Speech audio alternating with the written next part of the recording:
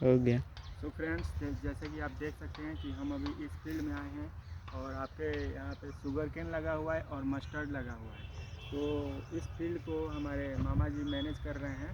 तो जैसे कि आप देख रहे हैं कि जैसे शुगर केन बहुत ब्रॉडली स्पेस क्रॉप है, तो इसके बीच में इन्होंने मस्टर्ड लगा दिया है और कुछ जगहों पर पोटैटो को लगा दिया है।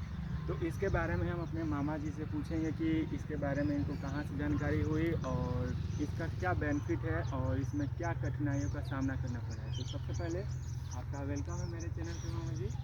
और मैं आपसे पूछना चाहूँगा कि आप ब्रॉडली क्रॉप, ये शुगर केन क्रॉप है, तो इसमें आप मस्टर्ड को लगाए हैं और पोटैटो को लगाए हैं, तो इसकी आपको जानकारी कहाँ से मिली? ये प्रतापपुर शुगर मिल है, वहाँ से कर्मचारी लोग आते हैं, तो उन लोगों के माध्यम से पंच विधि द्वारा बताया गया कि इसमें आप पहले इसको बढ़िया से जुताई करवा के, नाला पड़वा के और दूसरे ढंग से पहले इसमें एक बार पहले गन्ना लगवा दिया जाए और गन्ना लगवाने के बाद मिट्टी को गन्ने पे चढ़ा दिया जाएगा।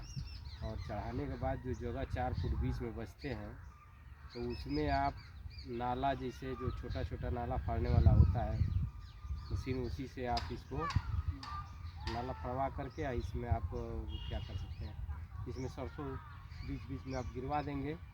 आलू चाहें तो आलू भी बो सकते हैं, लहसुन चाहें तो लहसुन भी बो सकते हैं।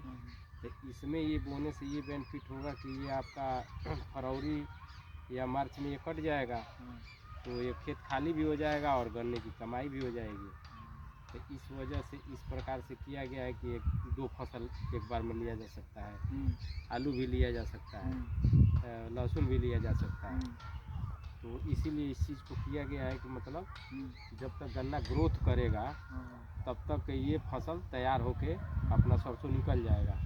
और फिर उसके बाद इसकी मतलब बढ़िया से जुताई गुड़ाई होगा, तो उसके बाद से इसको हम लोग अच्छे से मिट्टी फिर चढ़वा देंगे खाद डाल के, और फिर उसको पटाई टाइम टाइम से होता रहेगा, जिसके वजह से गन्ना का ग्रोथ होता रहेगा। इससे गन्ने की कमाई के लिए मतलब समय मिल जाता है।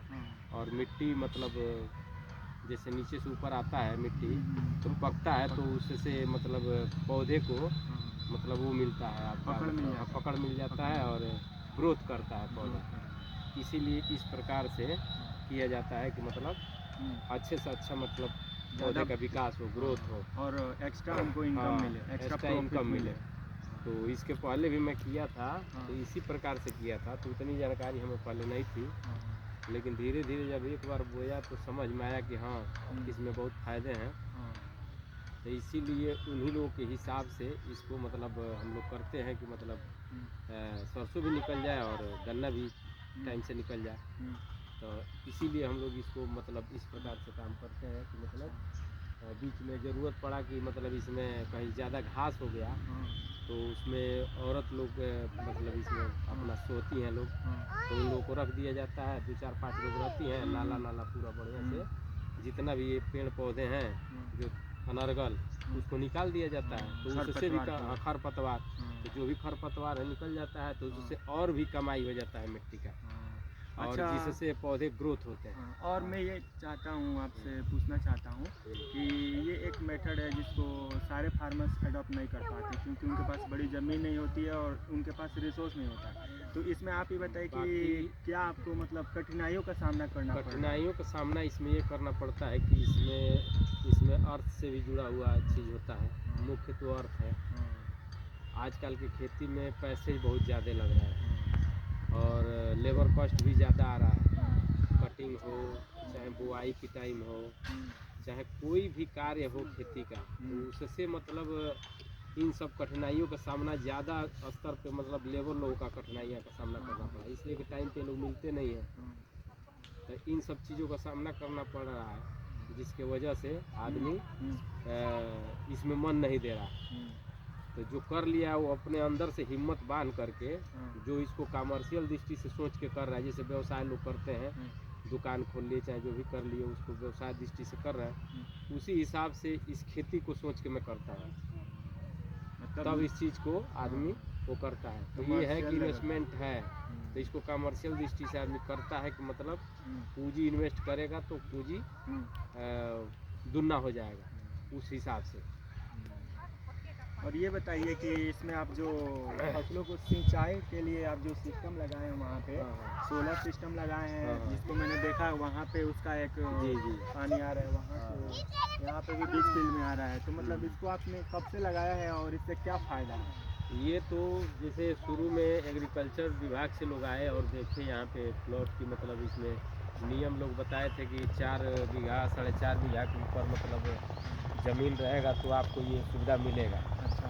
तो पहले तो यहाँ पे हुआ तो हमने रकबा दिखाया, ज़मीन का पेपर दिया तो देखे लोग कितना कहे कि हो जाएगा यहाँ पे। अच्छा। तो वो लोग क्या किए कि कृषि विभाग से इसको मतलब अपना वो कराए लो। तो ये जब काम हो गया तो इसमें और सारी चीज़ें थी, बीच में पाइप वाला ड्रिप वाली। हाँ। तो ड्रिप सिस्टम यहाँ के लिए देहात में मतलब वो सक्सेस ज़्यादा नहीं है, इसलिए कि उस तरह के लेबर लोग नहीं मिल पाते हैं करने के लिए। अकेले आदमी कितना उस चीज़ को करेगा। तो इसमें ये पाइपलाइन जब हुआ तो इसमें वाल सिस्टम लगा दिया गया कि हमें इस एरिया को कवर करना है तो यहाँ पे एक डिलीवरी बांध दिया जाएगा और सारे वाल को बंद कर दिया जाएगा और एक जगह खोल देंगे तो एरिया कवर करके 1 बीघा 1.5 बीघा 10 कट्ठा जो भी है एक वाल से जितना कवरिंग कर ले उसी हिसाब से हम लोगों ने वाल को बांट दिया कि मैंने एक वाल को बंद करेंगे, दूसरे वाल को अपना वो करेंगे और दूसरे वाल से पटाई करेंगे तो फिर तीसरे वाल से पटाई करेंगे। इससे बीच में पार्टीशन कर करके हम लोग बाउंड कर दिए हैं कि पटाने में आसानी रहेगा। जैसे यही मिट्टी है, यही खेत था पहले कि जिसको पटाने के लिए मशक्कत करना पड़ता था। तो ये उस बार हम लोग पूर्व पश्चिम की दिशा में हम लोग गए थे, लेकिन इस बार हम लोगों ने इसको दक्षिण उत्तर कर दिया, जिससे जिस प्रकार का खेत है उसी हिसाब से हो गया। तो एक बार जैसे लाइन लगा दिया गया तो इसका मतलब पूरा यहाँ से वहाँ तक बढ़िया से पट गया, पानी भी लग गया बढ़िया से। तो इससे ये होता है कि गर्मी का दिन जब आएगा ना तो इससे पौधे और ग्रोथ करेंगे, पानी लगाने में आसानी रहेगी। इसलिए ये वाल सिस्टम लगा दिया। कहाँ कहाँ इस डिलीवरी को बिछाया जाएगा, उतना शक्ति अब लोगों के पास अंदर है भी नहीं।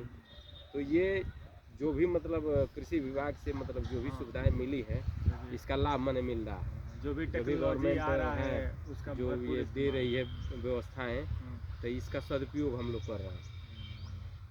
और एक मैं लास्ट आपसे क्वेश्चन पूछना चाहूँगा कि मैं देखता हूँ कि आप हमेशा ज़्यादा फोकस आपका सिर्फ एक ही क्रॉप पे रहता है और वो है गन्ना, शुगर केन। तो आप इसका रीज़न बताइए, हमको कारण बताइए कि आप मतलब गन्ना को ही क्यों इतना प्रेफरेंस में रखते हैं।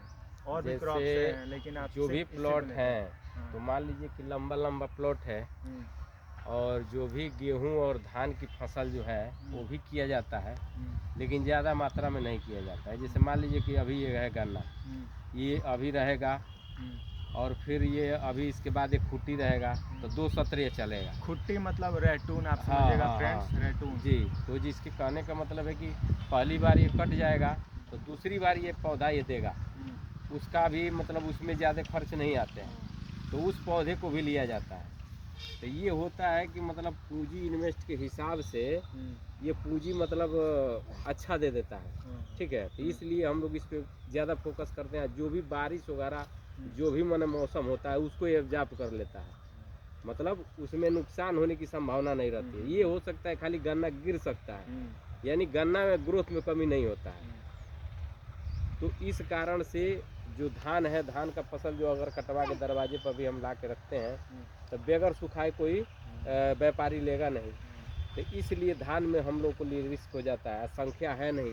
अब अकेले इंसान कै प्लाट देखेगा, जितनी अपनी कैपेसिटी है जो संभाल सके इसके लिए यंत्र रखा गया है, जोतने के लिए उसे जोत भी दिया जाता है, लेबरों से करा लिया जाता है। तो ये अपने हाथ की चीज़ है कि उतना आदमी संभाल लेता है। अभी तो इधर मान लीजिए कि उस कार्य में व्यस्त हो गया आदमी पिताजी के निधन की वजह से, तो मान लीजिए कि इसमें आदमी अभी तक इसको एक भी इसमें आपको वो नहीं दिखाई देता है, इसका भी जुताई उताई हो गया होता है। और ये बढ़िया से सुचारू रूप से आएंगे ना तो इसके बाद वाले में आपको जब ये पौधे दिखेंगे तो आपका ये मन खुश हो जाएगा। अभी तो पौधे ग्रोथ कर रहे हैं ना, धीरे धीरे सारी चीज़ें धीरे धीरे ग्रोथ कर रही हैं। जब ये पौधा बढ़ेगा तो ये और अच्छा लगेगा, तो और उत्साह किसान का बढ़ता है। ठीक है, जो जो ग्रोथ करता है यो तो ठीक है। एक रीज़न बताया कि मतलब ये रेटून ले लेते हैं तो उसमें हमारा इनपुट कम लगता है। और क्या मतलब रीजन हैं कि आप इसके लेते हैं? बाज़ार के रीजन या फिर इसको में ज़्यादा आपको प्रॉफिट मिलता है? हाँ, ज़्यादा प्रॉफिट मिलता है। जैसे उसमें ये है कि लेबर कॉस्ट घट जाते हैं ना, फिर उसको जुताई नहीं कराना पड़ता है, नाला नहीं फड़वाना पड़ता है। इसमें सिर्फ ये करना रहता है कि बीच के जो जगह हैं उसको निराई गुड़ाई करवा दिया जाता है, और बीच में टीलर मशीन है, तो बीच की जगह जो 4 फुट की एरिया बचती है तो उसको हम लोग टीलर से जोत देते हैं, आसानी से जोत दिया जाता है, खेत तैयार हो जाता है, और उसके बाद इसका पटाई कर दिया जाता है, खाद दे दिया जाता है। तो इसके बाव की अपेक्षा इसमें खर्च बहुत कम आते हैं, ठीक है। और पैदावार भी इसके अधिक अच्छे होते हैं। सेम मतलब अच्छा से मेहनत इसको कर दिया जाए तो सेम पैदावार वैसे ही होता है। ठीक है। मेरा अंतिम प्रश्न है आपसे कि जो हमारे व्यूवर्स हैं जो देख रहे हैं इस वीडियो को, किसान से हैं और जो एग्रीकल्चर की पढ़ाई कर रहे हैं वो लोग भी है, तो आप मेनली किसानों को क्या मतलब आप कुछ 2 या 3 बातें बताना चाहेंगे, सजेशन किसान देंगे? लोग को यही बताना चाहेंगे कि अपना जितना ही अपने पास जगह है उसको जो अगर हम अच्छे से करें और ध्यानपूर्वक करें उस कार्य को, तो ऐसा नहीं है कि एग्रीकल्चर से कहीं से नुकसान है, उसमें फ़ायदा ही होगा, नुकसान नहीं होगा। और उसको वैज्ञानिक विधि से किया जाए।